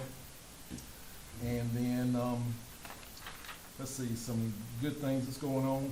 3 of us, I might have mentioned this in the last, 3 of us are starting a water distribution license, and that will go for our first class the week after next. There'll be 3 of us doing that. Also through the South Carolina Rural Water Association, we'll be doing, the rest of the guys will be attending multiple different types of classes. The first one that we will be doing is a flagger training, and that's something very important. As y'all know, safety is a big thing that I try to focus on. I can't stand these guys working out here in cars, zooming by them and everything else. But there's a certain way you have to do that. So we're going to go through that flagger training program, which is a South Carolina DOT approved program. So we'll be getting that training taken care of, hopefully sooner than later. Actually, we want to bring them in here and have them do the training for everybody at one time instead of sending the guys a little bit at a time. I want them all done at the same time. Again, talking about safety, I guess it's paying off. I've had one of my guys step forward and want to be a safety coordinator. And so he is taking on that position as a safety coordinator. He's excited about it. He will be doing the safety meetings for the guys on a weekly basis, if not more. And he's bringing the topics, he's looking for topics, and we're looking even outside of safety and explaining how cleanliness and organization helps safety. So it's spreading, and that's exciting for me. I hope it's exciting for you as well. I just wanna add, he took me on a little tour of the shop and showed me what they're already doing as far as organizing and all that, and I was excited because I'm an organizing person, but, it looks really good. It's still disorganized chaos, headed towards Moving in the organization, right direction. but we have a plan. We have a plan. As far as that goes, that's a lot of the exciting things we got going on. I will tell you a couple of things that the guys did do. As you know, they participated in the Christmas parade. I don't think they did that. That was so awesome. And that I was like, employee initiated. I did not initiate that. That was employee initiated. They did that on their own, and I was excited to be a part of that. Also, the Head Start Center down here on Gum Street, they asked us if the kids can come and look at the equipment. A couple of weeks ago, we took every bit of our equipment. If it had wheels on it and we could crank it up, we put it right out front of the shop. And they brought the bus in and rode the kids around. The kids got off, and we didn't allow them to get on the equipment, but we flashed our lights and tooted our horns, and they had a good time. So the guys enjoyed that too. So as far as those kind of things, the Christmas lights have started coming down. Lynch's River took the ones down on the bypass today, and then we get our man lift in next week, and we'll be taking the rest of the lights down. I was gonna tell you, there's one pole that I think it's near First Citizens Bank. It had the reindeer on it. It never came on, so I don't know if it has to be, I was gonna let you know about that. I don't know okay. if it's the actual pole or if it was the Probably light. outage. We'll work on that. So I just wanted to. We worked hard this year, and we'll be better next year. Everything else, like, it was perfect. That's just that one, it was like one little dark area, and I was like, what is going on? We will do better next year. So. No, you're good. You did it. We replaced lots and lots of lights, and we have lights now ready for next year to replace lots and lots of lights to make sure that we don't have that issue again. Sounds like really good. I think it looked better this year than it's ever been since Thank you. did a great job. Thank you, and I'll make sure the guys know that and pass it along to them. Well, Stuart, on behalf of the chamber, I got a email from Alberts, and they are very thankful for your service on Christmas Eve. I think it was Christmas Eve. And I just wanted to say thanks for taking care of one of our industries. We got a call that water was shooting out the front of Albertsons on Christmas Eve, and it was very cold.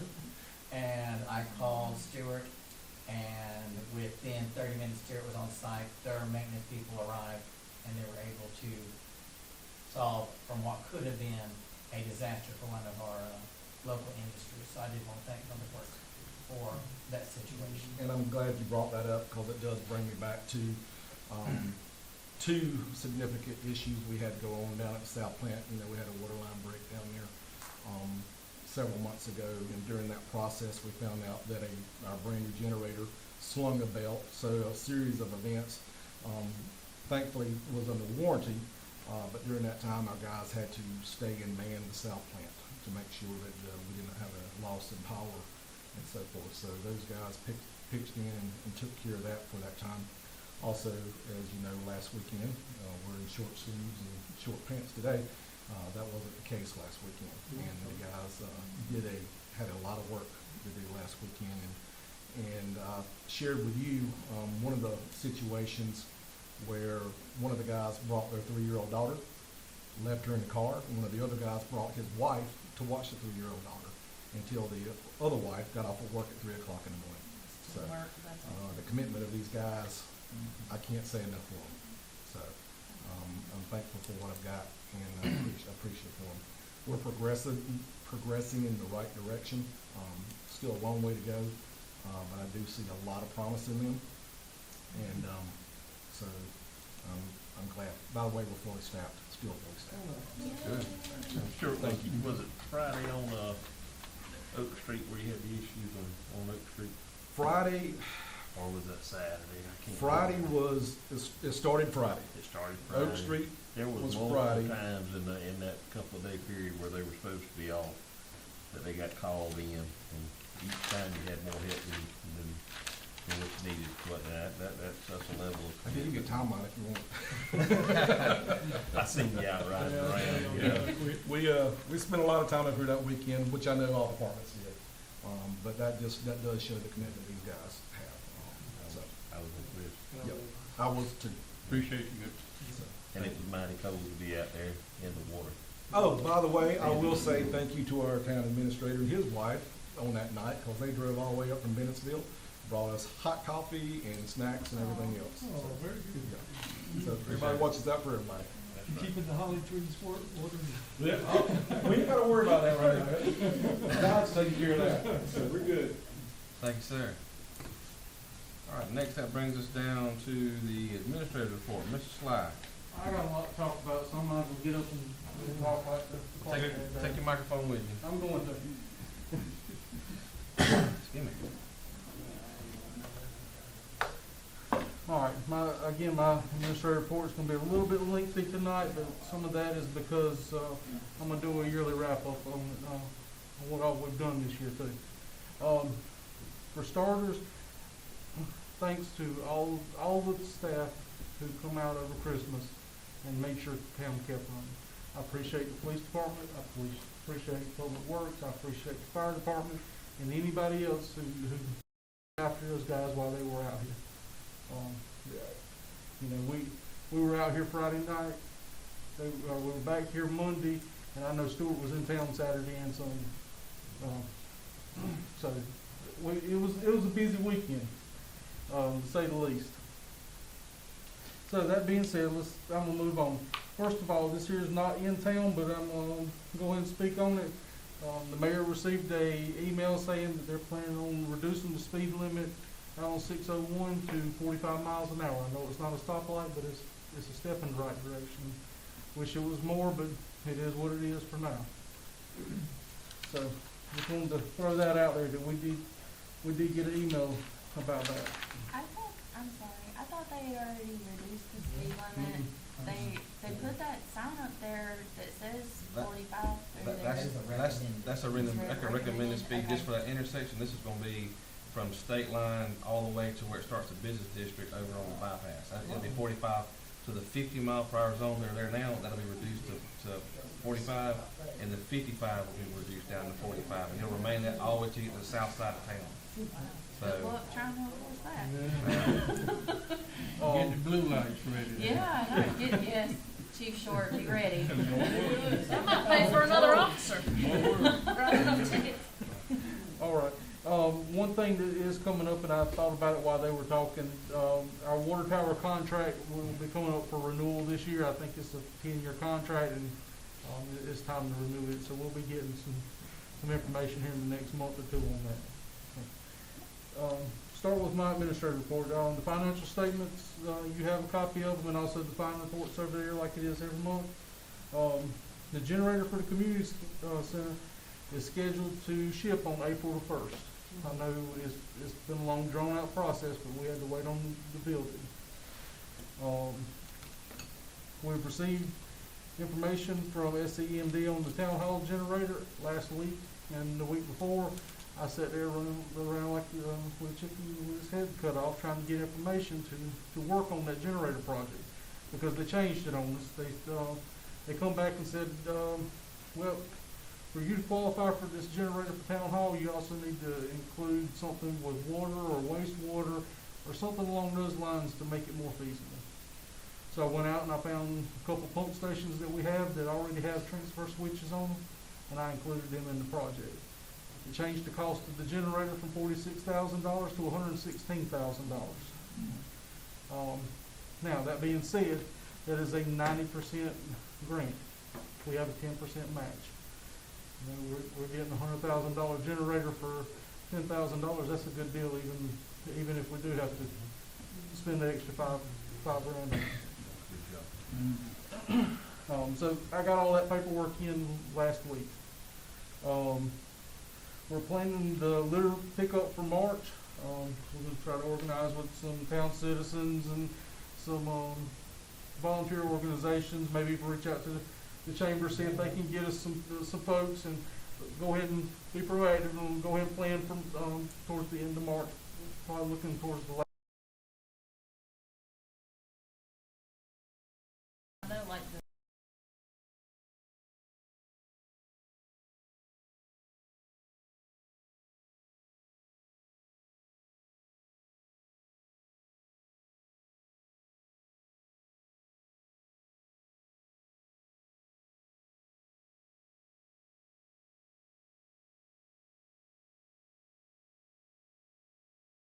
So what we're gonna, here in the next week or so, I'm gonna be working on making sure that the application's updated with, it's gonna be the same application, just the dates and, years changed on it.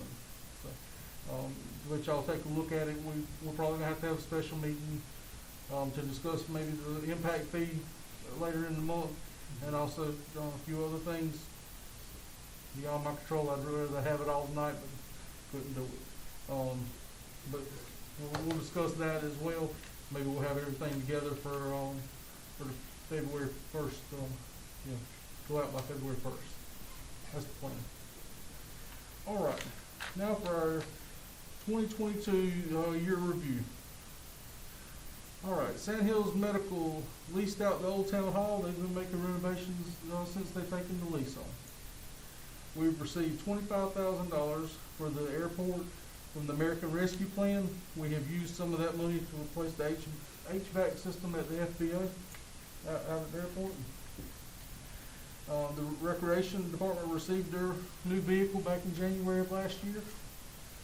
The Police Department received 4 vehicles in 2022. They got a used car and then 3 brand new ones there at the end of the year. We installed debit card, credit card machines here in Town Hall, so we've been taking those for a year now. People don't mind paying the fees. They pay them on because it's a convenience thing. I didn't want to turn nobody away.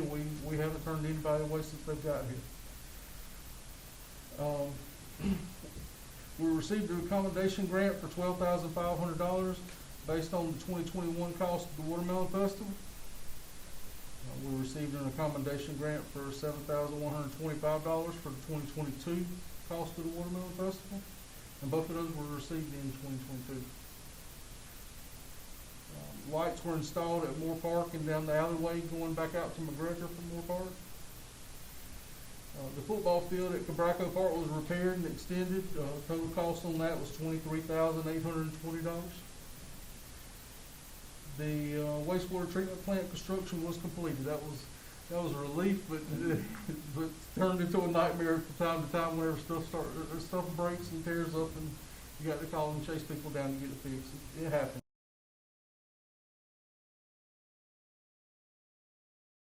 Center with federal grant of 75%.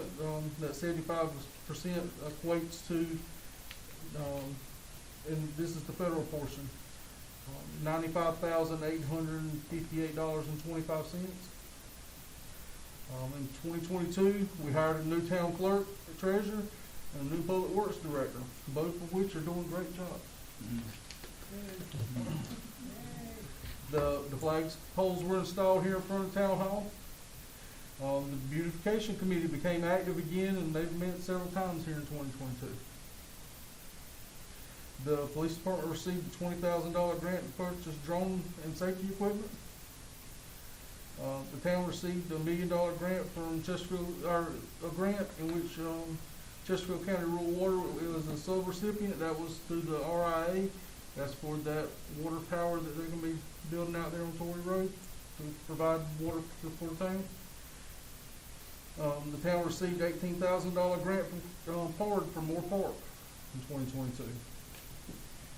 The airport received a federal grant of $322,216 and a state grant of $17,901 for the terminal apron that they pretty much finished up on. There's a few change order items that they've got to finish up on, and then they'll be that will be opened up here real soon.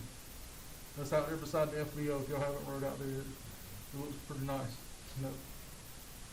The town received funds to construct the lift station at KA Manufacturing. The RIA awarded the town $201,000 in grant funding.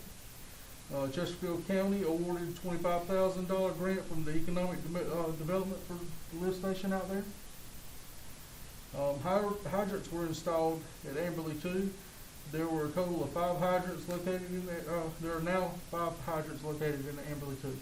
When we started out, there was 1. So this time last year, there was 1. Now there's 5.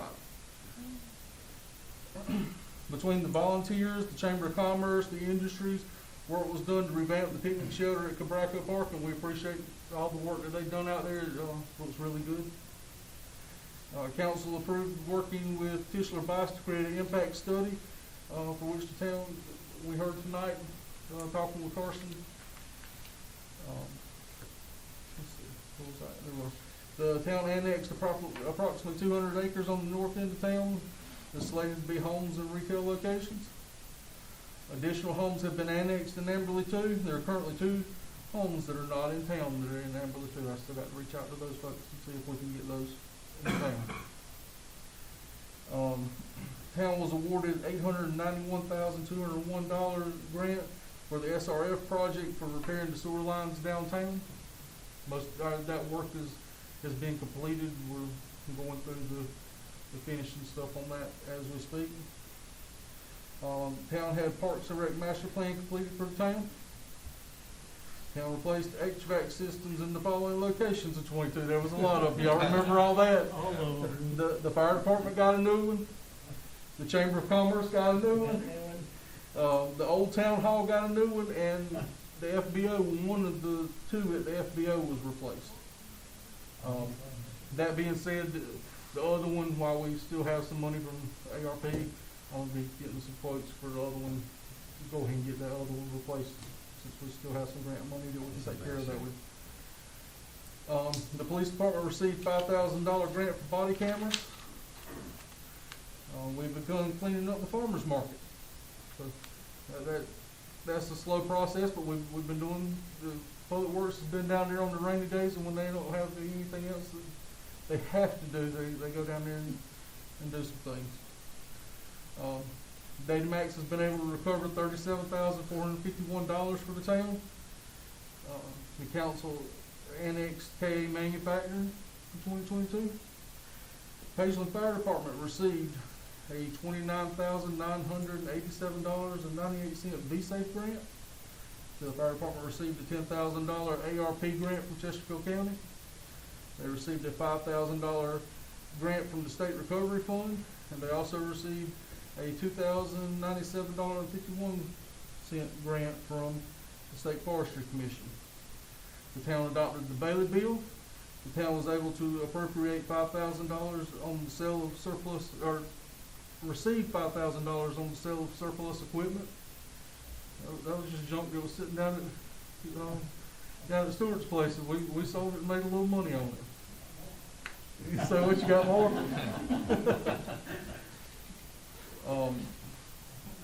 Council approved additional ordinances regarding subdivisions for roads, sidewalks, and lighting. Council approved purchasing approximately $12,000 in Christmas decorations. We got more to buy in the first part of the year, right, Tim? Yes, because they're on sale. Through a combination of private donors, the Chamber of Commerce, and the town, the clock there on West McGregor was repaired. The town received a $4,500 grant through Walmart, which the Chamber of Commerce was a sub-recipient for a projector for the movies on McGregor. Now, the total grants received in 2022 that I've added in tonight was $2,692,386.74. So it makes almost 2.7 million almost. Yes. 74%. Yes. and that don't include the additional 26 cents so you can round up. $600,000 of ARP fund that I did not put in this. I thought about it afterwards. But Great job. that's all I have. Any questions? Appreciate it. Any other questions, comments for Mr. Sly? A lot of positive views right there. I would like to thank Thank you. him too, him and Kelly actually, for starting up the newsletter that he sends out quarterly. I think that's very helpful in trying to increase transparency. I'd love to see a lot of that in that newsletter. Yes. Yeah. I'd like to The see you year-end reaching out wrap to up. all those records. Again, there's a lot of positives right there, and we'll take all the positives we can get. Did the word get out about no longer have to boil water? I did forget to mention that, we also got Facebook Live, for council meetings out there. And we're working on the sound, so everybody who's watching right now, we're working on the sound, We're working on so. the sound, we Yeah. have to have that done before the next council meeting, but I can't swear to it. So, anything else they need to share with? Thank Anything else? God the boil water advisory went away, we did get we did sampling and all that come out good, so we're glad for that to go away. Good. Well, I need to talk to you about that after, Okay. please. well, if there are no other questions, comments, and we're not doing executive session this evening, number 9 and number 10 are not needed. Need a motion to adjourn. Motion. Motion? Second. Second. All right, all in favor, raise your right hand. We have adjourned. Thank you. Oh, I'm sorry. Back up 1 second. Glad you said that. This got shuffled.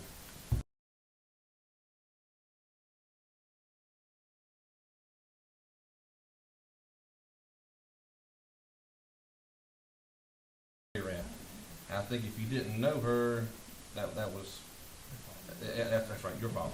So she touched a lot of people's lives, both as an entrepreneur in the town. You know, I'll share my one experience with Miss Pro. I had other experiences. This is the funny experience I had with her. Being right out of high school and college, I played a lot of golf. Tried to play golf. Emphasize play golf at White Plains when I was at home from school, and having a real nice Callaway balls or Titleist balls. I'm a college student. I didn't have. Most time I was lucky to get range balls from the range. I'd play 9 or walk 9 with it. So one day I was playing with a couple of my friends, and I was making the turn on number 8. Number 8's a dog leg. It's at the very back of the property. It's a dog leg back to the left, leading up to the long. That might be number 7. Number 7. Excuse me, I said the wrong number. It's a dog leg back to the left, and then you have the par 3 for 8, and then the par 5 for 9. And one of my balls, I never still emphasize, I'm not good at golf. And one of my balls drifted hard left, and I was lucky I got the ball to drift that way. Well, guess who come walking up? Miss Pro A-Ramp. And she walked up to me and she said, "Son, is that the best ball you've got?" I said, "Yes, ma'am." So she gave me 2 sleeves of, I think it was Callaway balls for me to play with. She said, "Here, play with these." She said, put those things away.